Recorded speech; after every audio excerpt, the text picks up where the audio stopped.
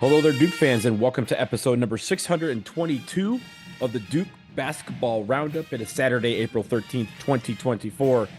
I am here. I'm Donald Wine. I'm down here as your host at Reunion Weekend in Durham. It has been a fun weekend thus far. I bring in my co-host, who's always with me, Jason Evans. Jason, hello. I just want to let you know, Jason, that I have shut down both James Joyce and Shooters so far, and the weekend is not yet Nice. done. You should be here for this. Nice, very nice. Yeah. I don't know if I still have it in me to shut places down.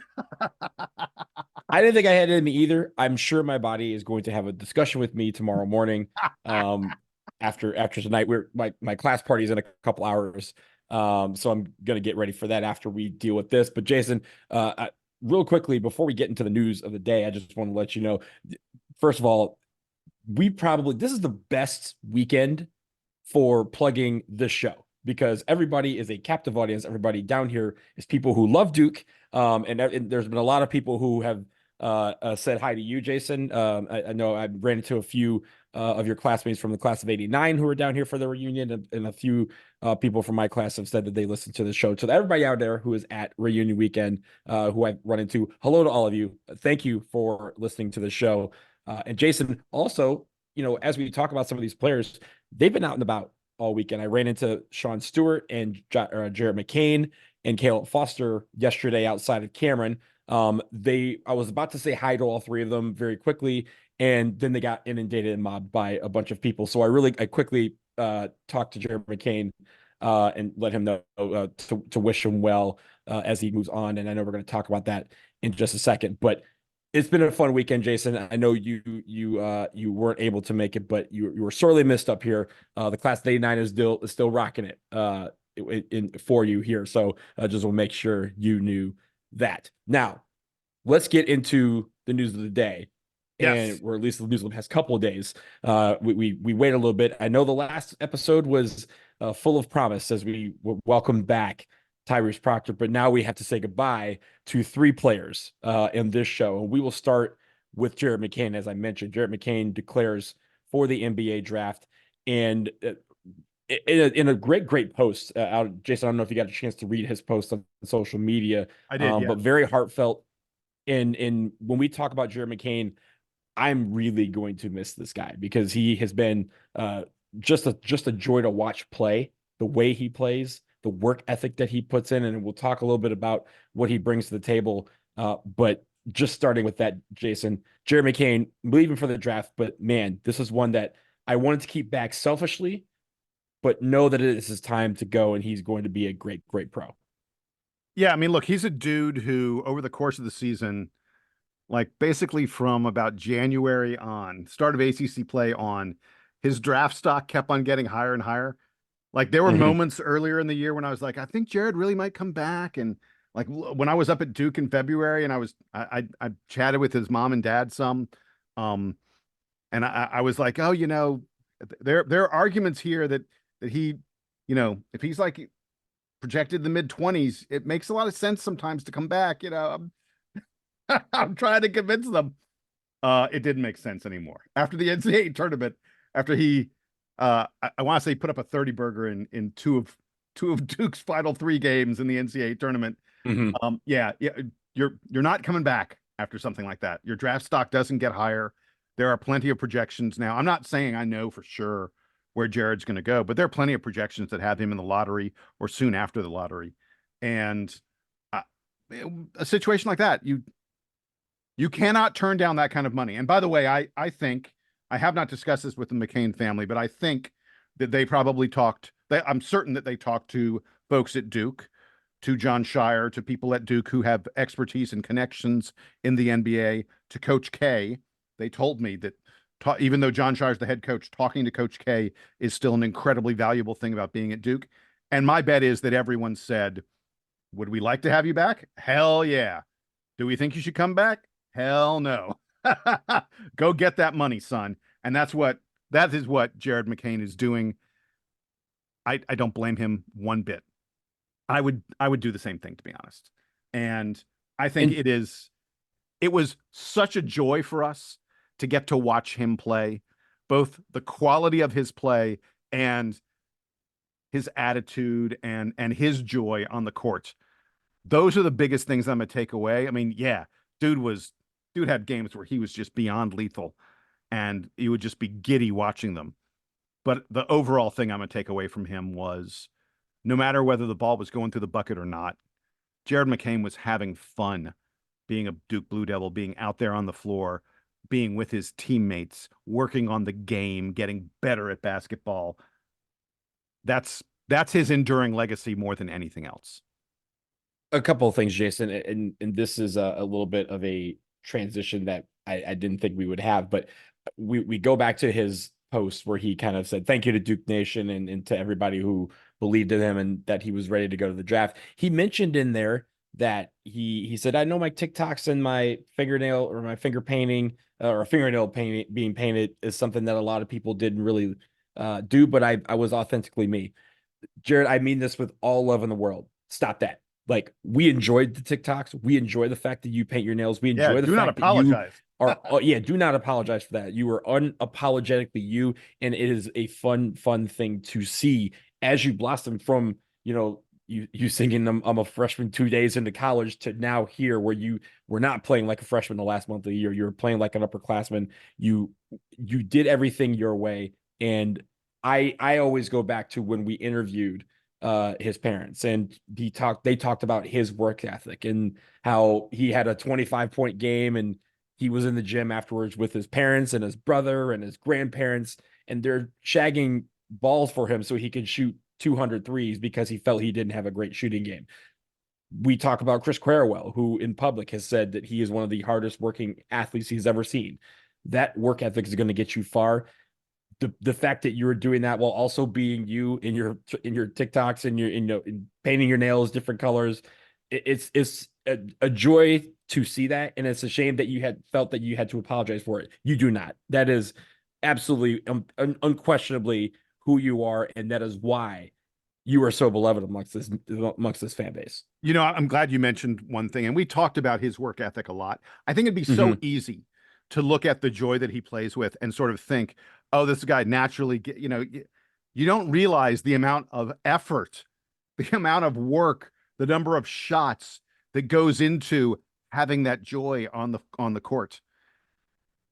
This is a kid who has earned with sweat, with tons of hours, with repetition again and again and again. He has earned the fact that he is going to be a high draft pick in the NBA. He has earned the fact that he has all those followers and stuff like that on his social media platforms. It's so easy to go, oh, it's come to him easily. It has not. It has not. It has taken tremendous effort, and that is the thing that I admire the most about you said I admire the joy. I admire the joy and the effort.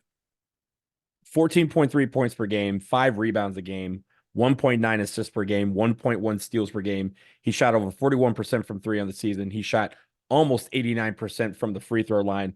And Jason, he had probably the best trash talk of any Duke player when he told the FSU fans, so this guy with nails painted is cooking all y'all. Do that on the next level, but again, like you said, having fun while doing it it's absolutely a joy. And the reason why we wanted him back, we're purely selfish because we know that him on next year's team would have been absolutely incredible for us and for him. But for him, he gets to go pro, and I think, man, it's going to be great. And Jason, I know we'll do the NBA stuff a little bit further down the road. Yeah. But man, there's going to be some teams who could benefit from having a lethal shooter like him on their squad.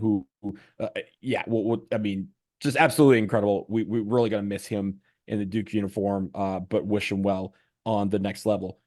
Jason, let's move to another guy who probably less of a surprise, probably the least surprising announcement that we've had thus far, and that's Kyle Filipowski. He also declares for the NBA draft. 16.4 points per game, 8.3 rebounds per game, 2.8 assists per game, 1.5 blocks per game, 1.1 steals per game, and shooting over 50% from the floor. Jason, when Flip last year decided he was going to come back, it was almost a shock to us. that he decided he wanted to return. He obviously got the offseason hip surgery, so two hip flip. We saw a lot of that this year.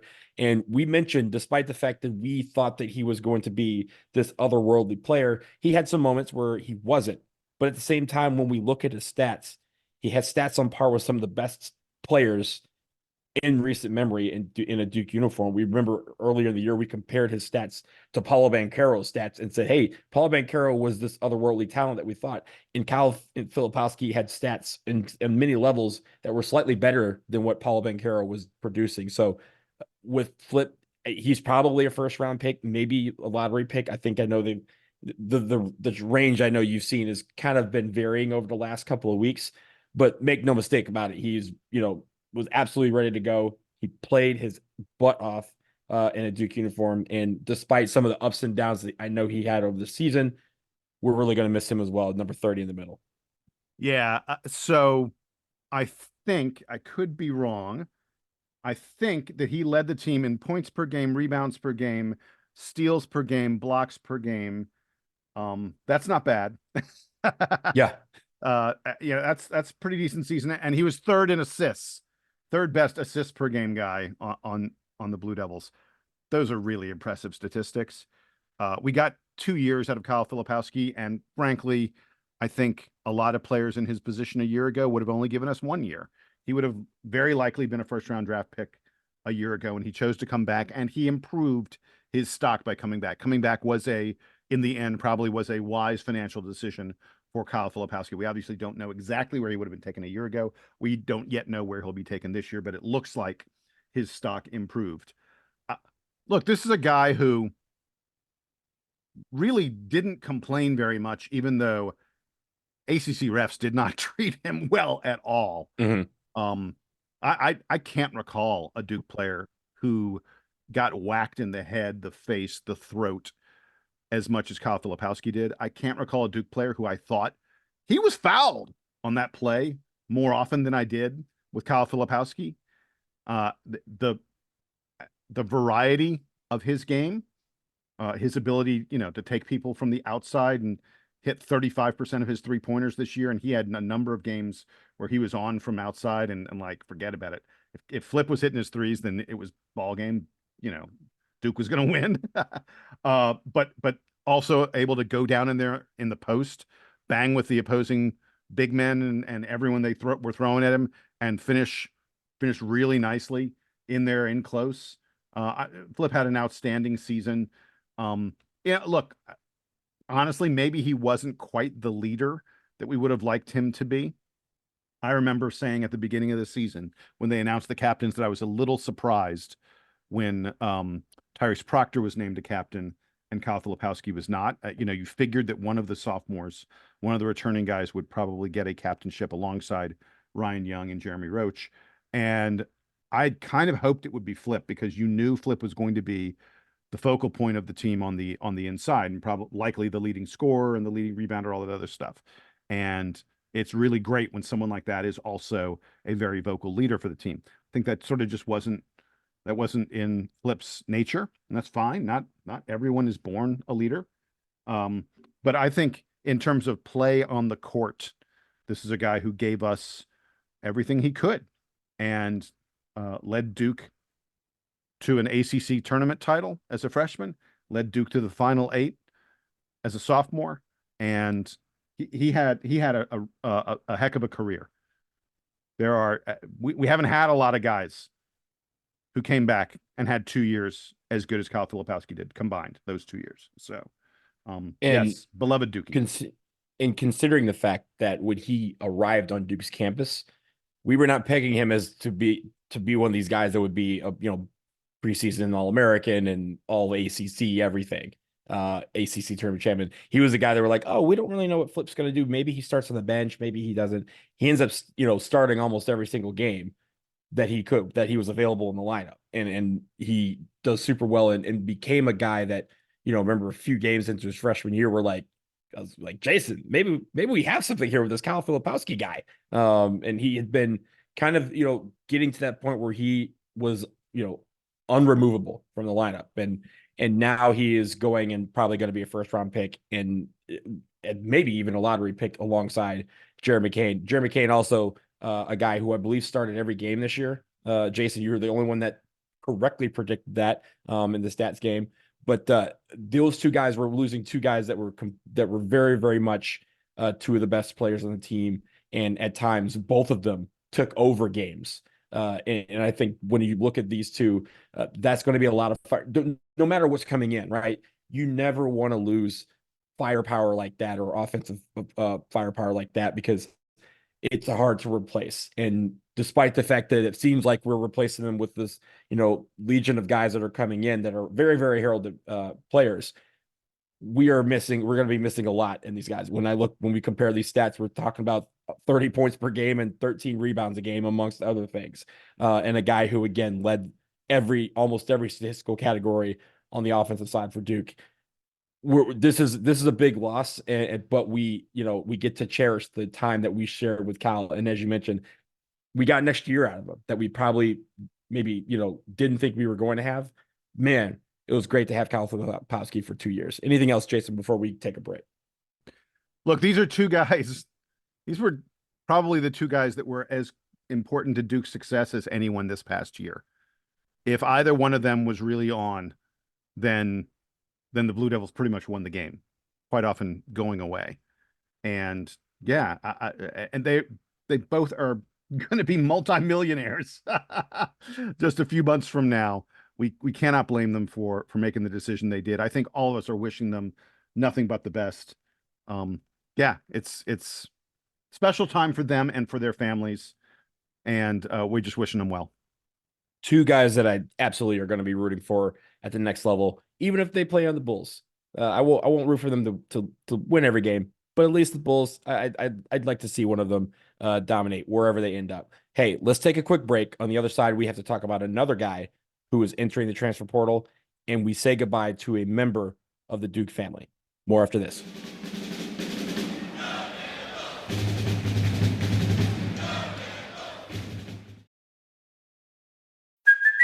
Hey, it's Kaylee Cuoco for Priceline. Ready to go to your happy place for a happy price? Well, why didn't you say so? Just download the Priceline app right now and save up to 60% on hotels. So whether it's Cousin Kevin's Kazoo concert in Kansas City, go Kevin, or Becky's Bachelorette Bash in Bermuda, you never have to miss a trip ever again. So download the Priceline app today. Your savings are waiting. Go to your happy place for a happy price. Go to your happy price, Priceline.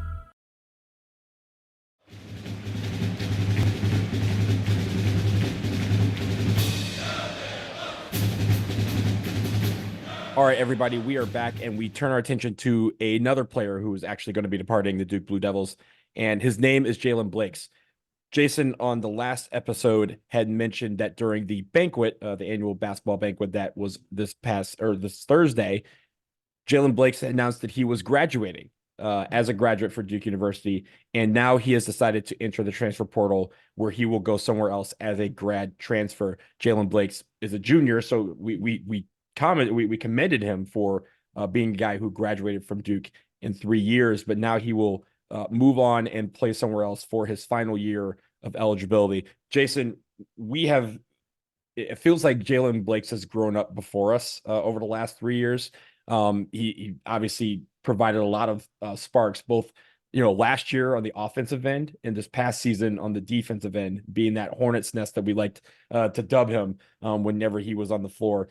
He had a lot of moments. Of course, there was times where we're like, hey, Jaylen Blakes is not one with the universe in the basketball court right now. But there was times where he provided sparks that really helped this team win some big ball games. So from me to Jaylen Blakes, first of all, again, I will say this again, congratulations on graduating this May from Duke University in 3 years, which again doesn't happen often with people who don't play college basketball, but you somehow found a way to do that while playing on one of the best programs on this planet.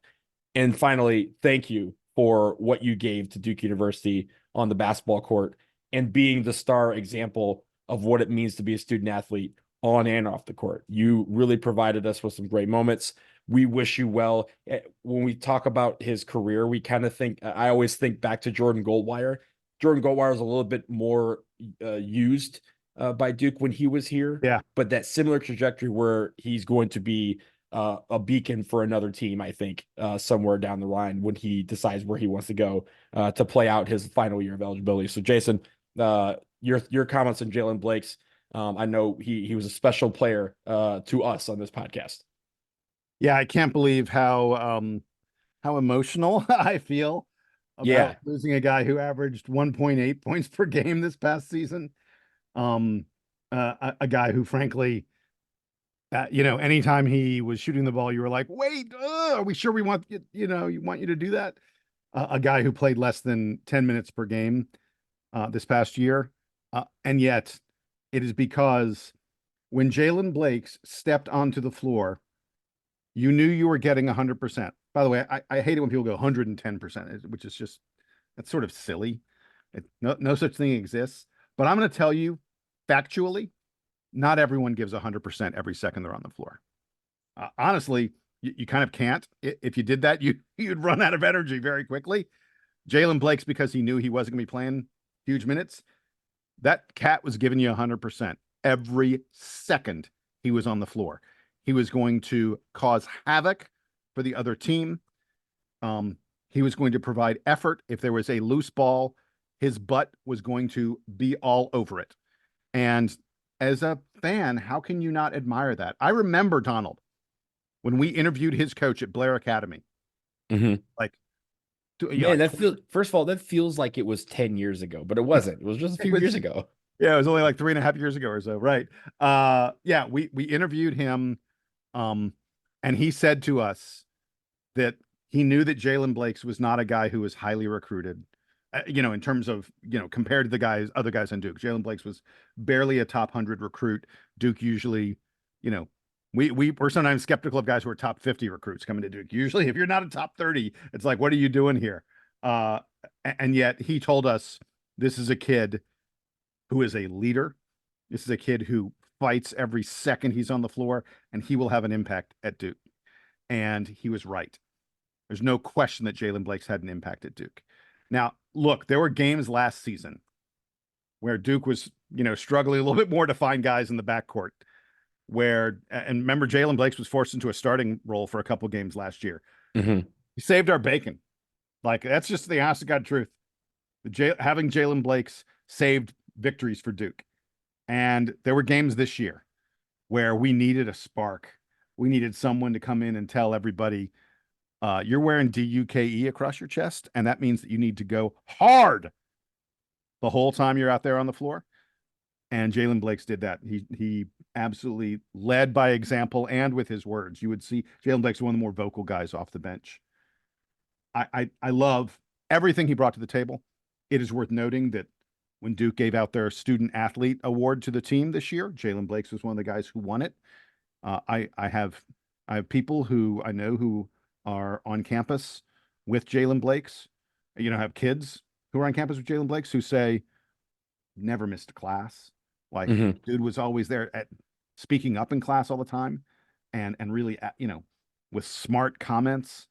This is the kind of basketball player that we should be eternally proud to have connected to the Duke program. He is everything you would imagine you would want a basketball player to be in terms of effort, in terms of desire, in terms of supporting his teammates, and in terms of being a great citizen and a great member of the community off the court. I'm sad to see him go, but I'm also super excited because I'm really interested in seeing what happens when he goes someplace where he can really get some time. I mean, he's had future NBA players ahead of him the entire time he's been at Duke. It's hard to get playing time when that happens. And man, I don't know where it's going to be, America East Conference, Conference USA, something like that. I think probably he could go to a Power 5 school, but I really would love to see him at a little bit smaller school where they're like, yeah, 30 minutes a game, baby. Take that ball and cause havoc. Because I'm telling you right now, he's winning conference defensive player of the year. Whatever conference he goes to, if he gets that, 25, 30 minutes a game, he's winning defensive player of the year. And I think that the steals numbers you're going to see are just going to be off the charts. He is a special effort on the floor. And God, I selfishly want him back. Mhm. Even though, it makes the most sense. Like all these decisions, all three of these decisions we're discussing today, it makes perfect sense what they've decided to do. I can't argue with a second of it, but I can still be really bummed. The only thing that I do not want Jaylen Blakes to do, it's the only thing I don't want him to do, is to go to a school that we end up playing next year, because I do not want to root against him. I always want to root for him because he's earned that. And I really, really hope he latches on somewhere where he can get all the playing time he desires. And I think wherever he goes, he is obviously going to walk in and be an immediate boost. We think about the Theo Johns and the Ryan Youngs that come to our team and how they become an immediate and make an immediate impact in so many different areas. Jaylen Blakes has a chance to be another school's Ryan Young. And for that, I am super excited for him in that opportunity. So again, congratulations on graduating. Thank you. And we wish you well wherever you may end up. And we look forward to finding out where that is, where his next chapter will be. Jason, before we get to the last thing that we have on our rundown, I did want to note that for everyone out there who's thinking, hey, we're waiting on a couple other guys to make some decisions, stay tuned, because on Monday, as was released, the Brotherhood basically released a notification that said that they are going to be having an episode coming out on Monday morning that will feature next year's backcourt episode of the Brotherhood podcast. The Brotherhood podcast, yes. Yeah. And they said that the off-season episode, the first one is here, featuring next year's backcourt. That is per the show notes.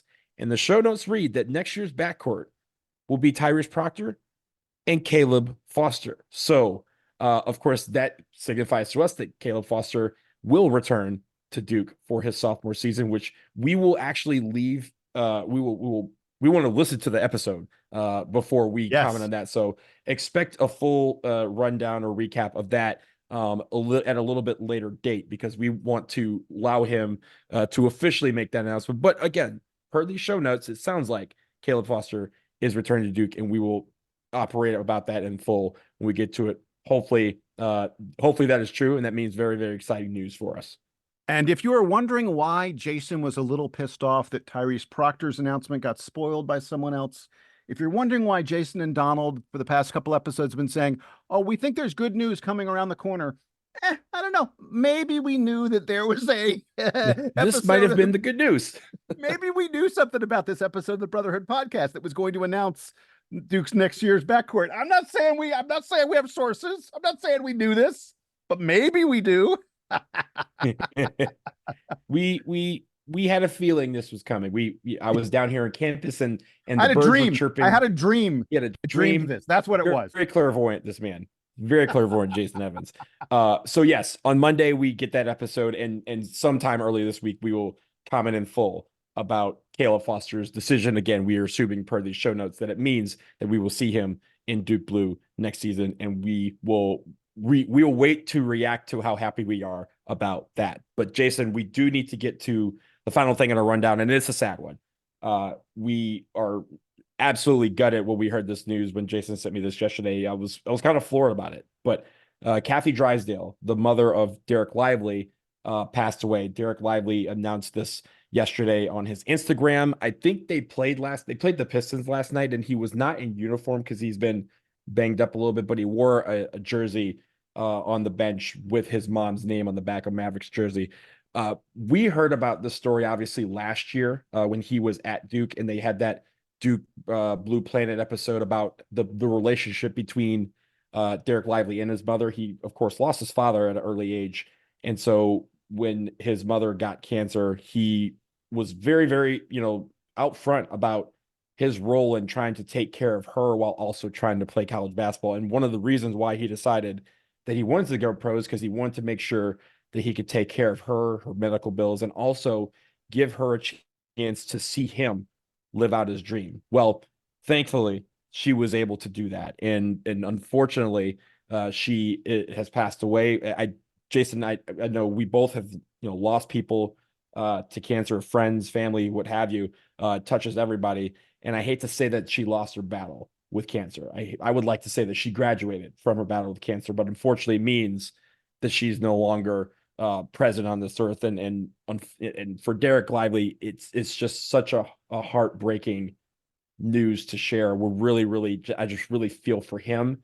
And in his first year in the NBA, he now has to deal with this, and has to figure out a way to live on without her. And that's just, I mean, I've lost my mom. You've lost your dad, I believe. Yeah. And it's a hard thing to have to deal with at such a young age. And I really feel for him, and my prayers are with him and the rest of the Lively family. Yeah. I mean, I read Dereck Lively's Instagram post, and look, I never met Kathy Drysdale, of course, but I started to tear up reading his posts. It's beautiful. I suggest all of you out there who haven't had a chance to read it yet. It's on the front page of the Duke Basketball Report, so you can go to the DBR and read it there, or you can read it on Instagram. He starts out by saying, "My heart breaks saying goodbye to the most important person in the world to me, my best friend, my superhero, my biggest cheerleader, and my mom, Kathy Drysdale." And it goes on from there. And I can't keep reading it because I got choked up. They clearly had an incredibly close relationship. And Donald, I think you hit on the most important thing, which is that it was important to Dereck for his mom to get to see him reach the NBA and reach that ultimate dream. And that's one of the reasons it was widely reported that Dereck Lively was really unsure if he loved Duke. He wanted to come back for another year, but he also knew that maybe his mom, she'd been battling cancer. She battled cancer for 11 years. Time, everything about time was incredibly precious to Dereck and Kathy, because they knew that she might not have a lot of more time. And one of the reasons he chose to go to the NBA was for her to be able to see that. And he's been wildly successful in the NBA, one of the best rookies in the league this year. And he's going to have a very, very long career. And none of that matters to him right now, because he's lost his superhero, as he put it. The person he was closest to than anyone else on this planet. There are no words. There's nothing we can say about something like that. It's terrible. It's tragic. I want to give a big FU to cancer. Double that.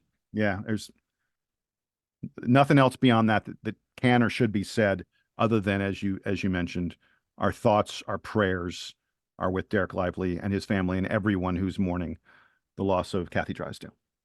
He thanked a lot of people, from where he grew up to the people at Duke. And I remember even Duke was one of the things he considered in his college decision, was the fact that Duke's hospital is the best ever, right? Like it's one of the best hospitals on the planet. Yeah. He mentioned that was something where she would be able to see his games while also getting the treatment that she needed. And then UT Southwestern, which is a fantastic hospital in Dallas that she was at while he was with the Mavericks. But she got to see him live out his dream, and also got to see him become, people in Dallas consider him the third person in that big three for the Mavericks, with Kyrie Irving and Luka Doncic. Like, that has how good he has performed for a lot of the season, and how much they value him. So I know they're going to take care of him during this time. But man, I again, our thoughts are with Dereck Lively, with his family, and really just everyone surround him with love, because that's absolutely what he needs at this time. Yes, absolutely. All right, man, we're going to wrap it up here, right? Yeah, it's time to wrap it up. We'll be back early this week because Caleb Foster has something to say, and we're going to let him say it, and then we'll react to what he says, and we'll be happy about it. But until then, for Jason Evans, I am Donald Wine. This has been episode number 622 of the Duke Basketball Roundup. Again, anyone who's out on campus, holler at me at the class party tonight on Central Campus. But until next time, this is now the Duke Band to play us out and take us home.